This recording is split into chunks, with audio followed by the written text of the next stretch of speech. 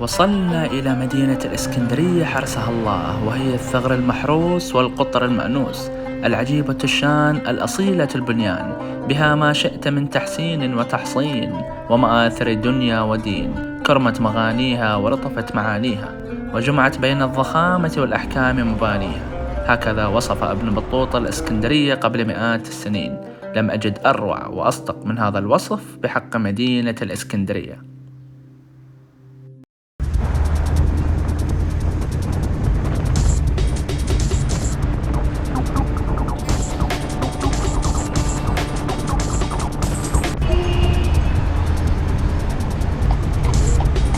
حلقة السمك.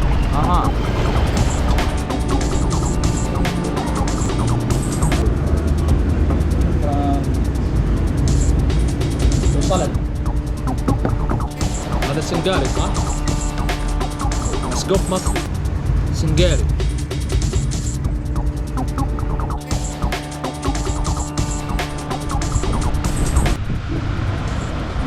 وعمار يا اسكندرية جميلة يا مرية. عمار يا اسكندرية جميلة يا مرية. الله على اسكندرية وجمال اسكندرية، البحر أمامنا. صدر عليك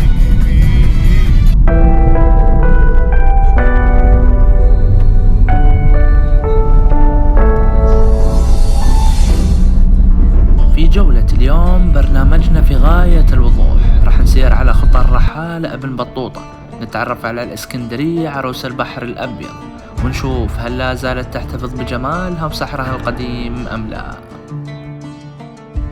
قلعة قايتباي في اسكندرية، يلا تعالوا نشوفها من أجمل المعالم. أروع معالم الإسكندرية، قلعة قديمة بنيت لحماية الإسكندرية من الهجمات الخارجية في زمن الحروب الصليبية في أيام المماليك. مدخل من هذه الجهة طبعا. هذا المعلم البديع رمز الإسكندرية الأشهر، قلعة قايتباي، لم يكن موجودا بعد في زمن ابن بطوطة، فقد بنيت هذه القلعة التي واجهت الصليبيين بكل بسال عام 1477 ميلاديا في عهد السلطان المملوكي قايتباي، حيث وصل ابن بطوطة الإسكندرية عام 1325 ميلاديا، حيث وصفها بأنها جامعة لمفترق المحاسن لتوسطها بين المشرق والمغرب. ترى لو رأى هذه القلعة البديعة بماذا كان سيوصفها؟ يلا تعالوا نشوف القلعة من جوا. طبعا جو اسكندرية رطب لكن نسمات رائعة، ميكس غريب يعني باردة وحارة في نفس الوقت. يلا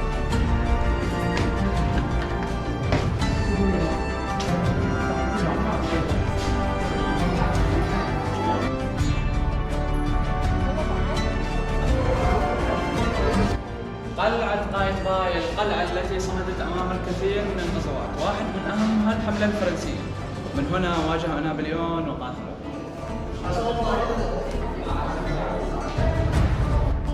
شوفوا تلبيس الخشب مع الجدار، يعني هذا من أهم التكنولوجيات في ذلك الزمن، بحيث أنه يعطي للبناء مرونة أن يواجه الزلازل وغيره.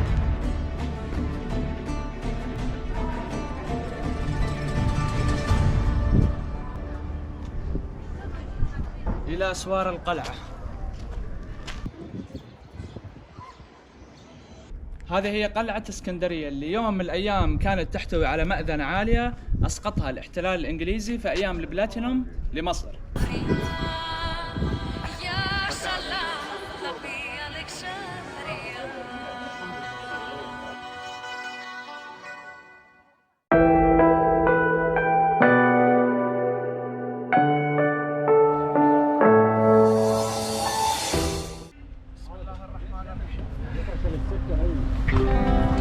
بسم الله الرحمن الرحيم، توكلنا على الله.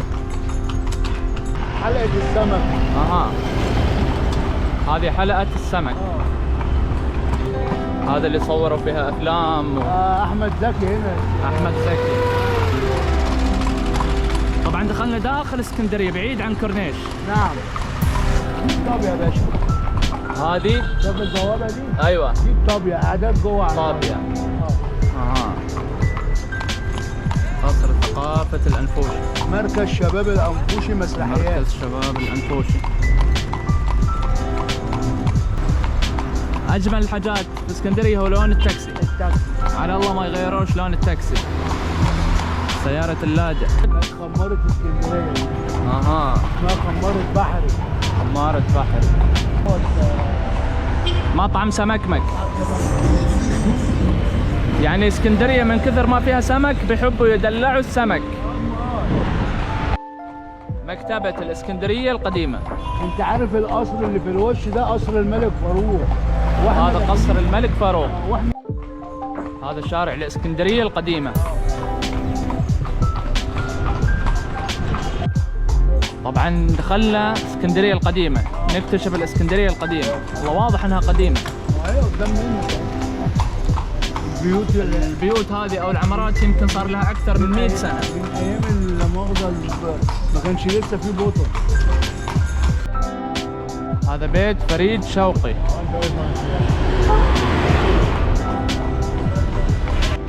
هذه حارة اليهود. اليهود هنا كمان قاعدين. اها. جامع ابن خلدون. اها. قاعدين برضه هنا. هذا بيت ريا وسكينة. انزل بقى اتفرج يا باشا بقى. ريا وسكينة.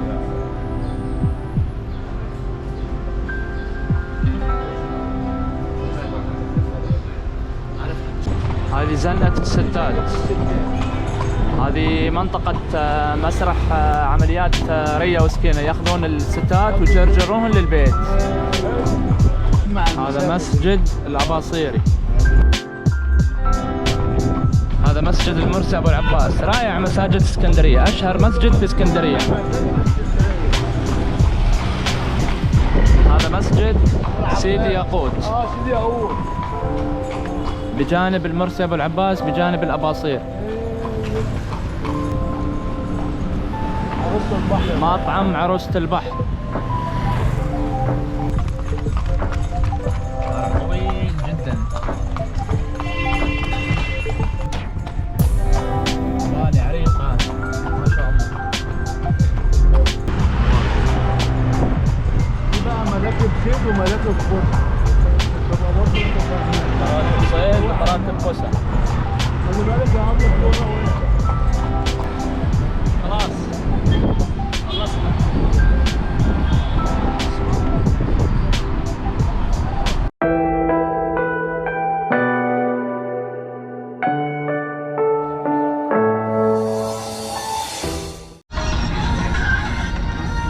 اطلع برضه تصور المركب. في رحلتنا البحرية من مياه اسكندرية بدأت الرحلة 45 دقيقة ساعة إلا ربع. وصل اللانش. انطلقنا على بركة الله. طاير يا هوا طاير عالمينا رايح يا هوا كبر أهالينا بيصيف الهوا وتفتح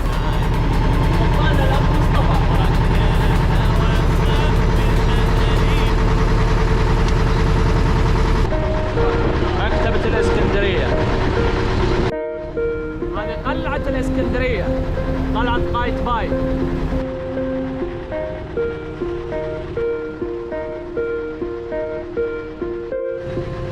اليوم نشوف البحر الأبيض المتوسط في سواحلنا الجنوبية من مياه اسكندرية.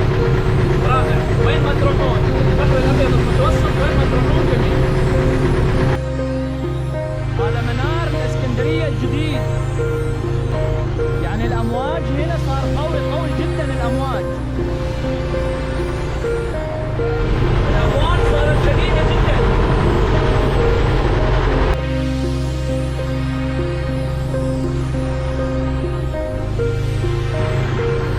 هذا مسجد المرسي أبو العباس أهم مساجد الاسكندرية.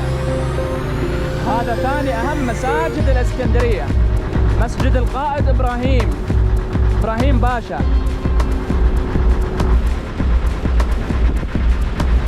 هذه المكتبة اللي هي غريبة الشكل. مكتبة الإسكندرية. المكتبة الجديدة.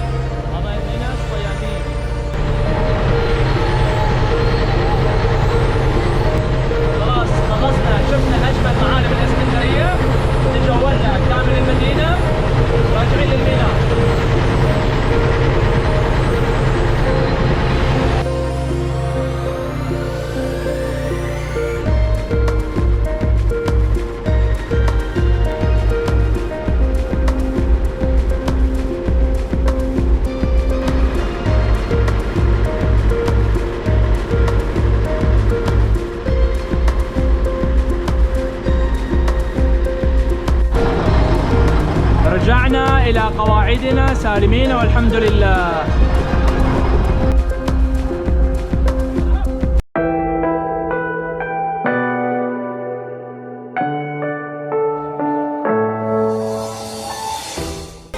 من ما تمشي تصادف ناس شله يا مرسي يا ابو العباس. من ما تمشي تصادف ناس شله يا مرسي يا ابو العباس. مسجد البوصيري إلى جانب مسجد المرسي أبو العباس، إلى جانب مسجد ياقوت. ثلاثة من أروع مساجد اسكندرية، من أروع مساجد مصر.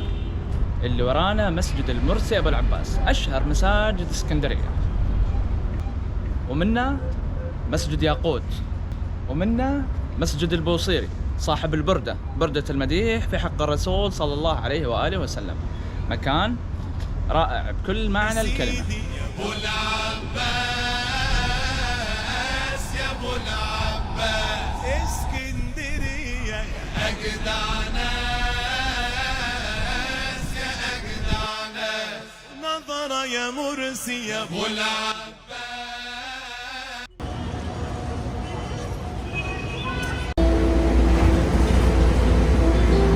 المحطة القادمة سينما رأس التين.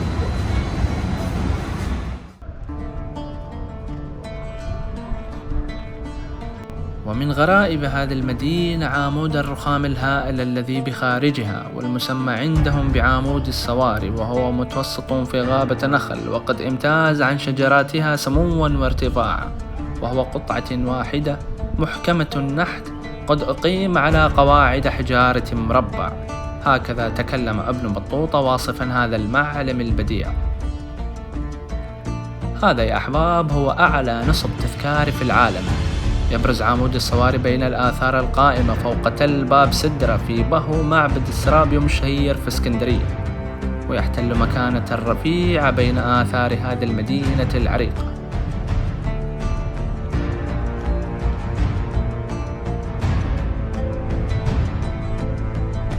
عامود الصواري أو عامود الصواري واحد من أعرق المعالم في مدينة الإسكندرية، معلم يوناني فرعوني ميكس بين الحضارتين.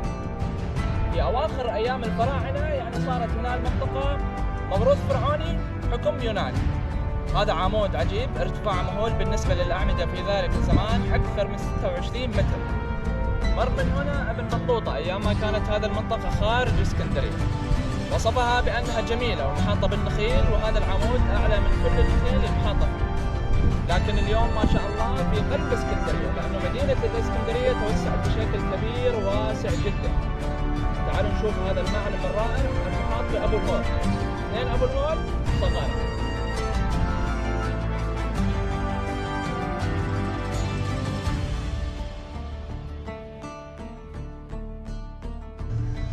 اثنين أبو الهول مقطوعي الرأس.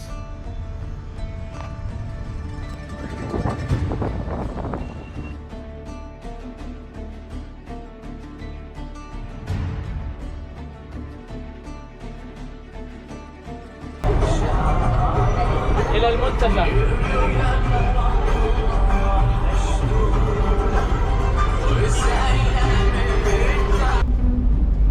هذا هو قصر المنتزه، واضح من بعيد. هنا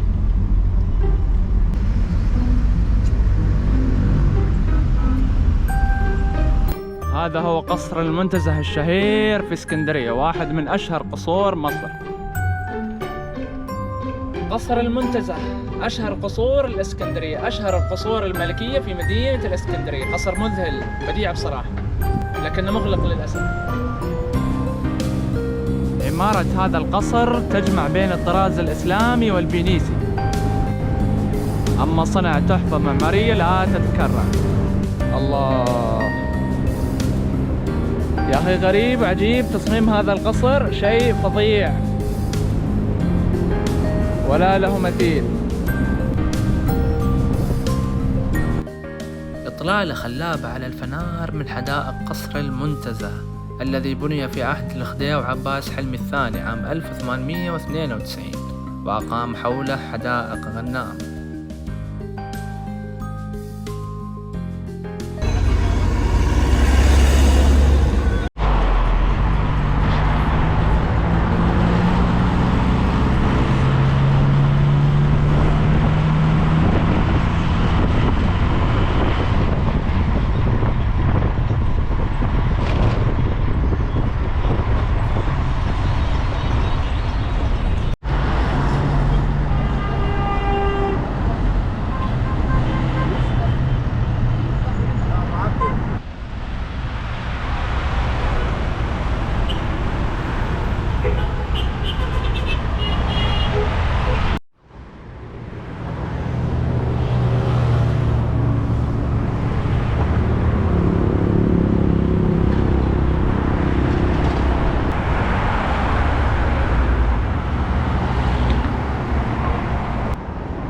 ستانلي، أشهر جسور اسكندرية، معلم بديع لكنه مغلق للمشي للأسف.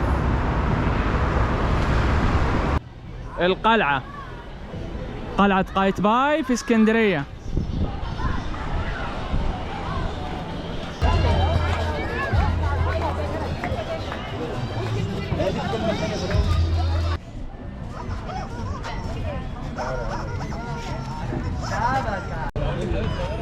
هذه الكوتشينة اللي تحمل آثار مصر الجميلة.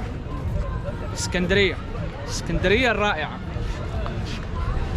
أسعار جميلة والله، ناس طيبين هنا.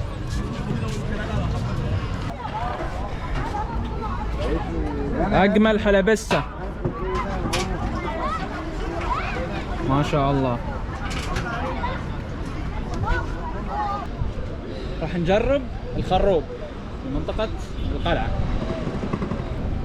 في خروب صح؟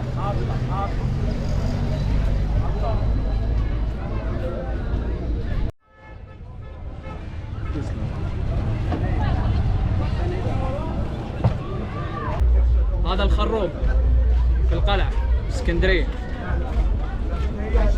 ربنا يخليك يا ام عمرو.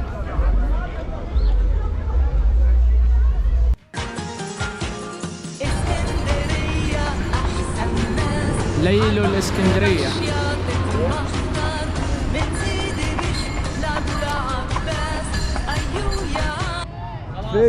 خلصنا. هذا مسجد المرسي ابو العباس.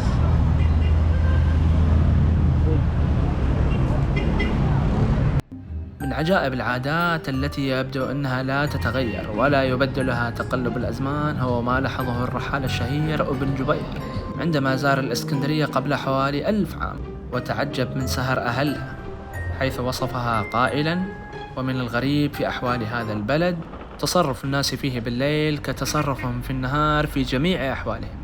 نعم يا أحباب، ليل الإسكندرية كنهاره.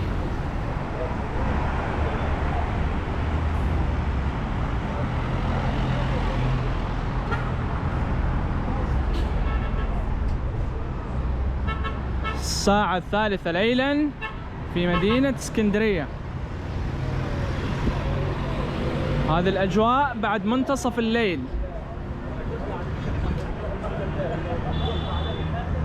كأنها يعني 6 العصر. مدينة تسهر إلى يعني ما تنام أصلا.